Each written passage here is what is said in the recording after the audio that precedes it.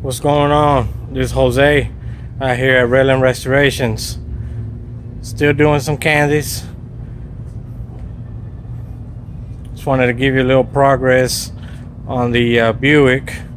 Got all the bodywork done, got it all tore down. Gonna be starting to take everything apart, take the doors off, hood, trunk, to do all the trim work. This one is gonna have a Kandy tangerine over a solar gold base.